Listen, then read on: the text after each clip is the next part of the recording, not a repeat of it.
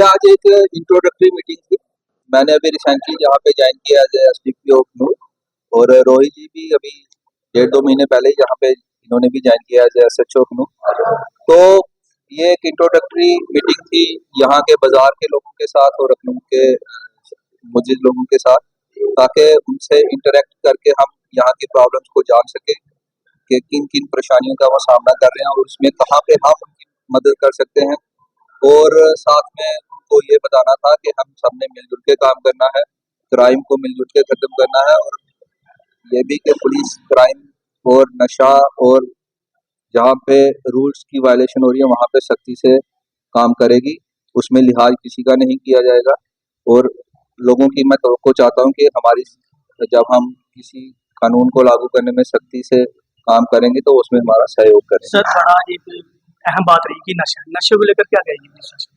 नशे को लेके भी हमारी बात हुई है और इसमें हमने डिसाइड किया है कि पहले हम स्कूल्स और कॉलेज वगैरह में जाके अवेयरनेस प्रोग्राम चलाएंगे, बच्चों को इसके बारे में बताएंगे कि इससे दूर रहे, और बताएंगे कि इसके क्या क्या बुरे असरात उन पे हो सकते हैं।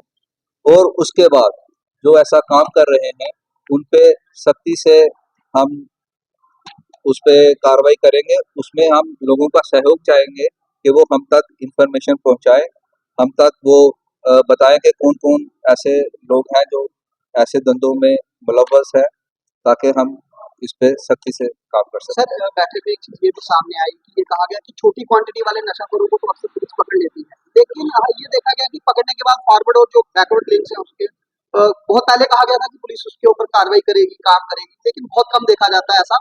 एक गुनेगार को पकड़ लिया जाता है जिसके बाद 2-3 ग्राम पकड़ी गई है, लेकिन उसकी बैकवर्ड चेन क्या है या फॉरवर्ड क्या है वो लोग सामने नहीं आ पाते। इसको लेकर आपकी क्या स्ट्रेटेजी है? नहीं, वो आप यहाँ पे मैं आपको बताऊं कि उसमें भी पुलिस पूरा देखती है, बैकवर्ड लिंक भी। और अभी पिछले दिनों जैसे आपने देखा होगा कि बस स्टैंड में काफी मेजर एक कंसाइनमेंट पकड़ी गई थी, 35 किलो लगभग हेरोइन पकड़ी गई थी, और उसके बाद उन्होंने उसके आगे लिंक्स भी देखे हैं और वहाँ पे भी कार्रवाई हुई है।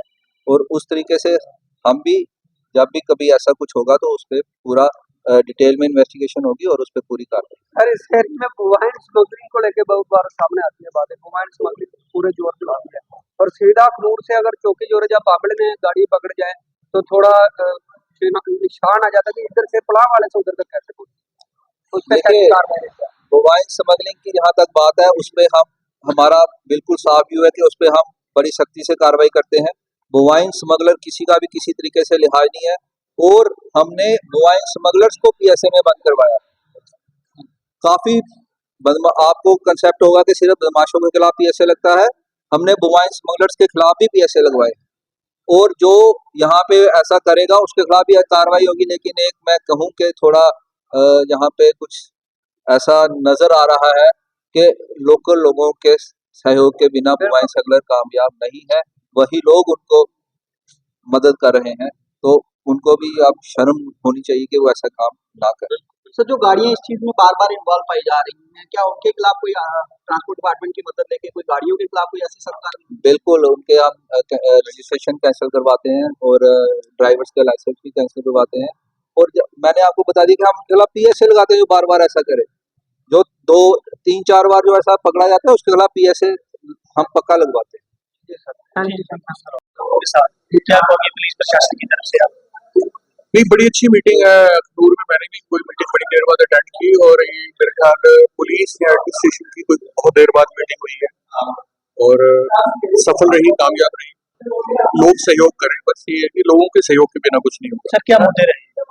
मुद्दे बहुत है, मुद्दे एनक्रोचमेंट का है, फुटपाथों के मुद्दे हैं, मुद्दे ट्रैफिक के हैं, मुद्दे ये जो आजकल नशा वगैरह ये तो चला हुआ है, और इसके जो सट्टेबाजियां जो है मोबाइल पे पता नहीं क्या क्या लोग कर रहे हैं। कोई एक तो लीगल है, एक तो कुछ पता नहीं और भी होता है कुछ। सर सबसे बड़ा मुद्दा देखा जाए ग्रामीण क्षेत्रों में, शहर क्षेत्रों में हाँ। नशा सबसे ज्यादा बड़ा मुद्दा रहा है। नशा सबसे है, क्योंकि जहाँ नशा की दीमक लग गई, वो बंदा, आपको पता है किसी लकड़ी को दीमक लगती है तो लकड़ी बर्बाद और खत्म हो जाती है, उसका पाउडर बन जाता है, तो नशा भी ऐसे ही बंदे को खत्म करता है। पुलिस प्रशासन की तरफ से क्या आश्वासन दिया गया? और पुलिस ने यही कहा है सिविल सोसाइटी को, और कि लोगों के ताबून के बिना कुछ नहीं। पुलिस जब सख्ती करेगी फिर लोग उधर सिफारिश भी नहीं करेंगे। खासकर युवा, छोटा युवा वो नशे की तरफ जा रहा है।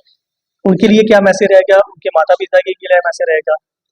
देखिए छोटा जो है, अगर आपका कोई परिचित है छोटा, मेरा कोई पड़ोसी है, इनका कोई पड़ोसी है, तो हम पहले खुद उसकी काउंसलिंग करें, उसको समझाएं। पुलिस तो बाद में आएगी ना।